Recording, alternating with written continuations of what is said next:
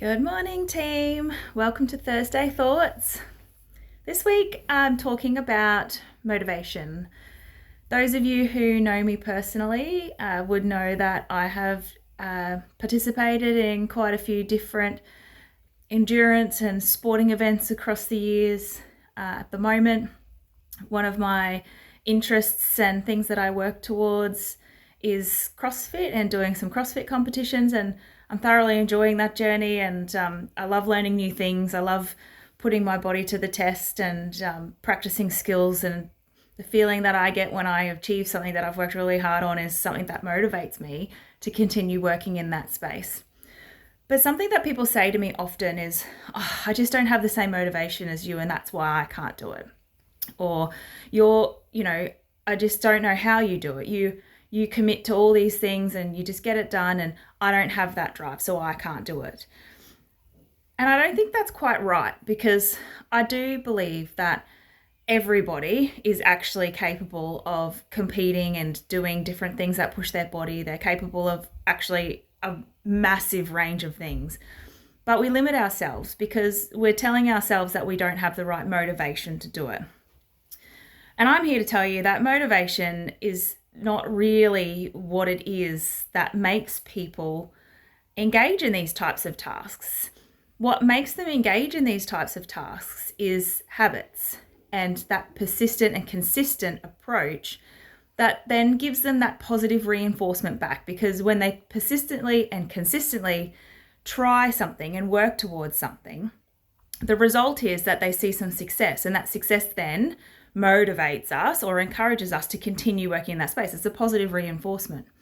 So if I was to rely on motivation only to get myself to go and work on those skills, then I probably wouldn't do it, because there are heaps of days where I am not feeling very motivated to go and do it at all. And usually it's because I'm tired. Because, I work and, I'm a single mum and there's lots going on. We're all busy people. So you do feel tired, and then you sort of say to yourself, well, I'll give it a miss today because, I'm too fatigued and I need to just have a rest. The challenge with that is that we end up building this pathway in our brain, and the habit becomes, I'm too tired, I'm going to take a rest. In order to change that, actually what you have to do is commit to something small. So it might be that you're committing to 2 minutes of walking every day.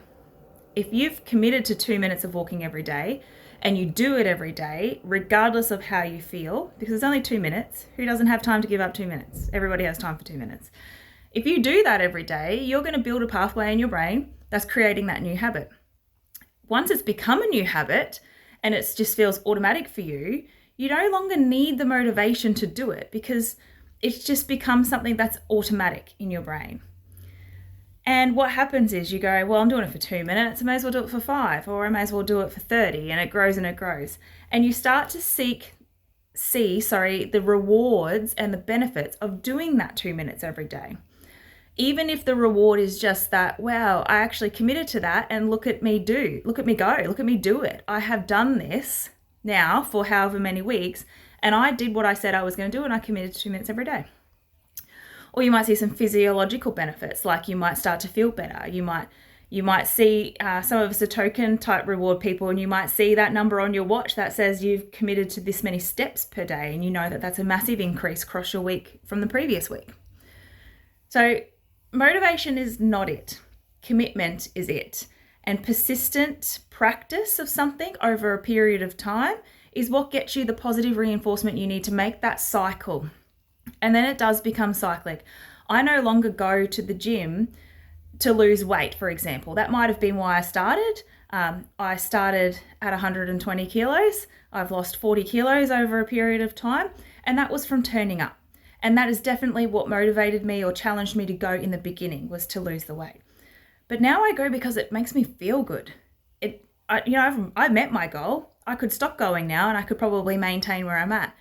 But I feel good when I go because it's a part of my routine. It's cyclic for me. It's habitual for me.